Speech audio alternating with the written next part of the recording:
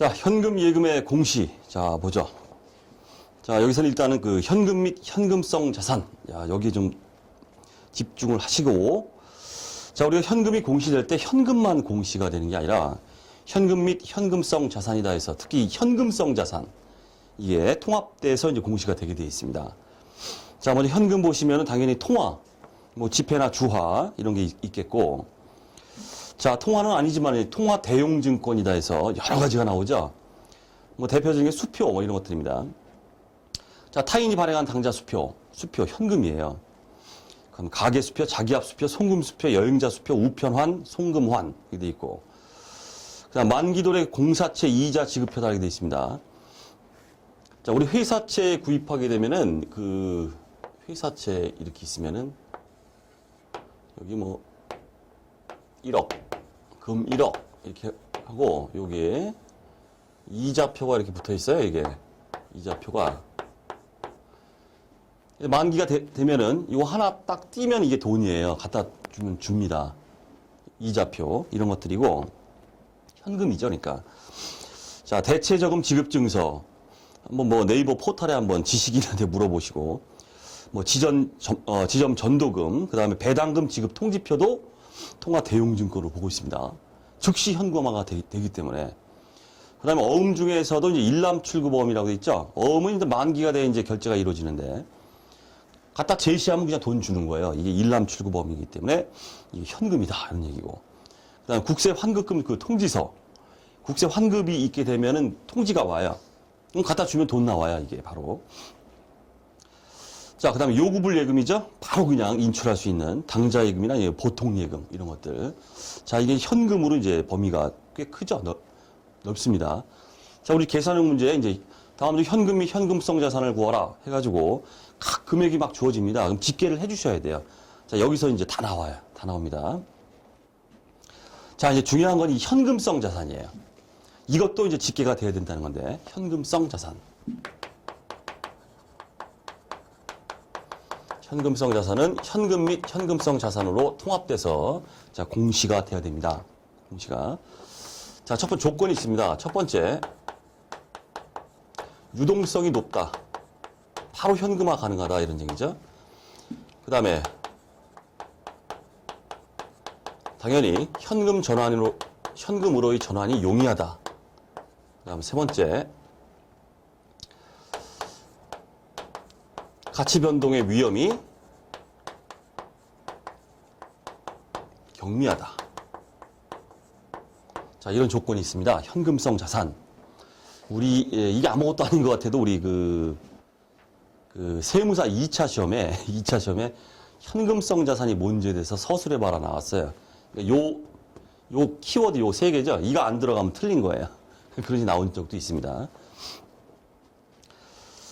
자, 어쨌든, 자, 투자 자산은 취득 당시 만기나 상환일이 3개월 이내인 경우에만 현금성 자산으로 분류되며 원칙적으로 이 지분 상품, 주식은 현금성 자산은 제외이 됩니다. 물론 밑에 상환 우선주의 얘기를 할 건데, 자, 그런 거죠.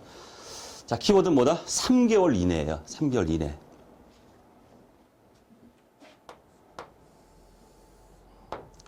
자, 3개월 이내라는 건 주의하실 거. 여기 결산일, 보고기간 말이 있겠죠? 보고기간 말, 뭐 12월 31일 해보자. 자, 주의하실 거는 3개월 이내에 만기나 상환일이 도래한다. 이럴 경우에 현금성 자산인데, 취득일부터 3월 내.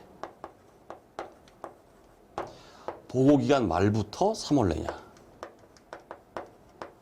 자, 주의하셔야 됩니다. 취득일부터입니다. 보고기한 말인 결산일부터 3개월 내에 만기가 도래하는 게 아닙니다. 취득일부터입니다. 요거 MVP. 자, 주의하시고. 자, 어떤 게 있는 게 보시면은, 이제 첫 번째, 그 사례 보시면은, 취득 당시 만기가 3개월 이내인, 전부 3개월 이내예요. 3개월 이내인 금융기관이 지급하는 단기 금융상품. 대표적으로 뭐 정기예금, 정기적금 이런 것들이 있어요. 밑에 보시면은 단기 금융상품 먼저 보죠.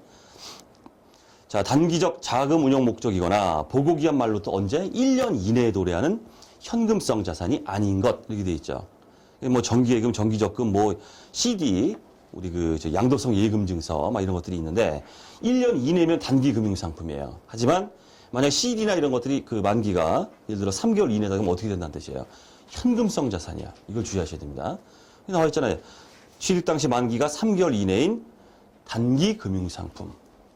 그죠? 그래서 CD가 3개월 이내다 그러면 단기 금융 상품이 아니라 현금성 자산으로 들어갑니다. 주의하셔야 되고.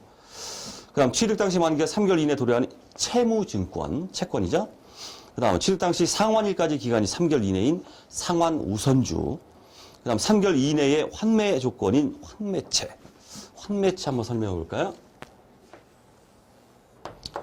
자, A가 있고 B가 있는데 A가 어떤 채권을 가지고 있습니다.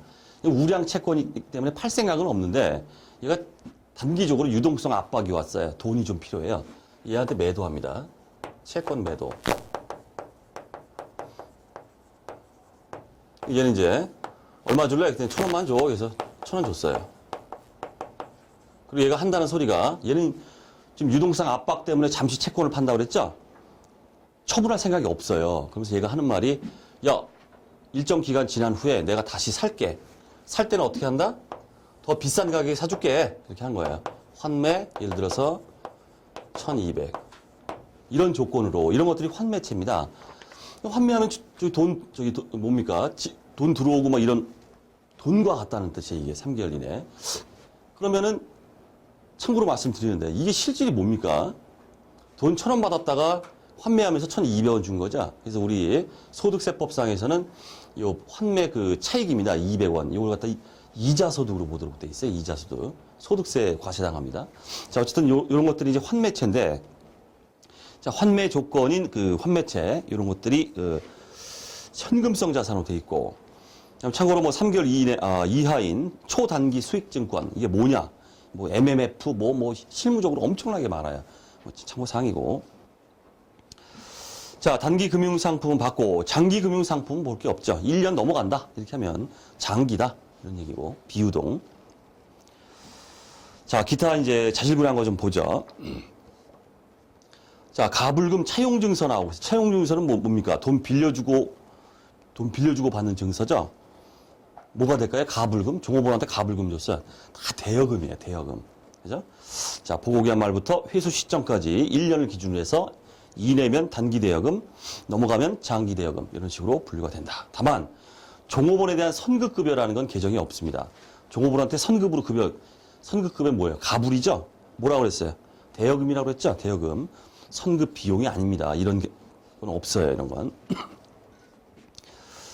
자, 그다음 수입 인지나 우표 참고사항이에요. 뭐 소모품 어쩌고저쩌고 쭉 나오고죠. 뭐 칸이 남아서 그냥 넣었어요. 그냥 참고로 좀 보시고. 자, 그 다음 선일자 수표는 좀 주의하셔야겠죠. 선일자 수표.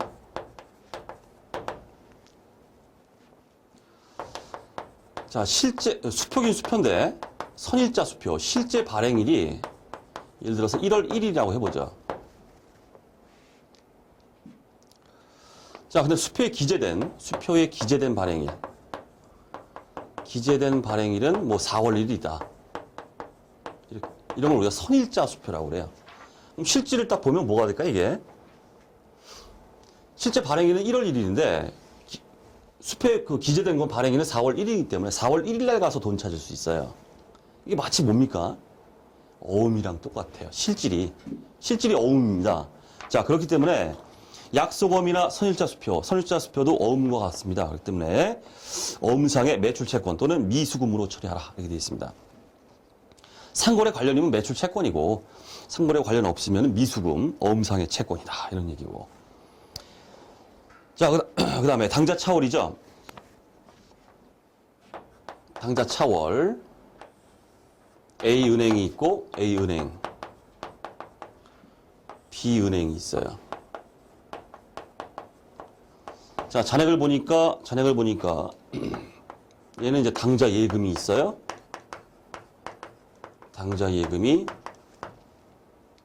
500이 있어요. 자, 당좌 차월은 앞서서 말씀드렸죠. 마이너스 통장이라고. 당좌 차월이 있어요. 마이너스가 났어요. 당좌 차월 200 할게요. 200. 이건 대출 받은 거라고 그랬죠? 앞서서 말씀드렸습니다. 당좌 차월은 마이너스 통장. 자, 그런 것들인데 이 당좌 차월입니다. 대출 받은 거예요. 실질이 뭐예요? 차입금이에요. 차입금. 그래서 당좌 차월, 당좌 예금 잔액이 마이너스인 경우인데 물론 은행 측에서는 당좌 대월이란 말을 써요. 단기 차입금 처리가 들어갑니다. 자, 주의할 거는 우리 이제 총액 표시에 의해서 과연 이 둘에 대한 표시죠. 표시 첫 번째 당좌 예금 500 각각으로 당좌 예금 500 결국 현금 및 현금성 자산이죠. 그다음 당좌 차월이니까 뭡니까? 차입금이죠.